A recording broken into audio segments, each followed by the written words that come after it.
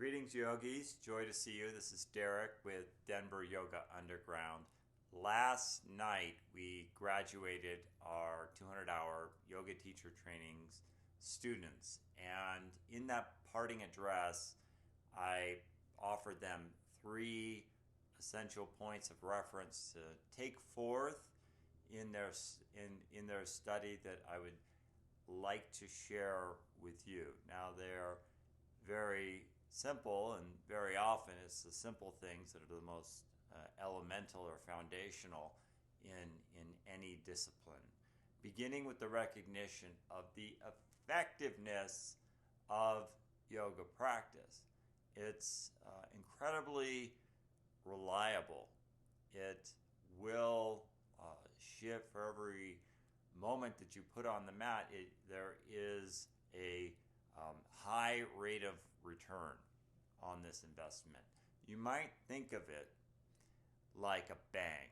So imagine the most regal bank. It's got these Grecian pillars, there's green velvet couches, there's brass, whatever happened to brass, but it's very ornate, and the teller behind the marble stand there has the perfect mustache.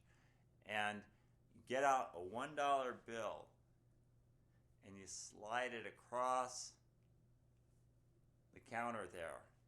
He picks it up and in return gives you $3. $3 come back your way for every dollar of investment. This is the magic bank. So when we take the time to perform yoga practice, it's almost guaranteed that the value you'll receive in return is many times the investment of, whether it be resistance or just whatever you have to carve out in your life to make consistency of practice a priority. And it just accrues exponentially as well. It gets better and better the more time you put in on a reliable basis. Maybe gardening, maybe riding my bike, maybe cold showers offer that kind of return for, minimal investment and wow, bam, big effect. And this leads to our second and very simple point, which is in order for the practices to work, we have to do them. There does not appear to be any sort of shortcut or way around this basic principle. In fact, it's woven into every discipline, not just yoga. If you want to be a better chef, you put your time in, etc. And if I look back at my own history in relationship to the practice, it's the times I was doing it the least that I doubted it the most. I know that this yoga thing doesn't work because I'm not doing it. Therefore, it doesn't work. Well, wait a minute. Let me think about that. But in order for the practices to work, certainly need to do them.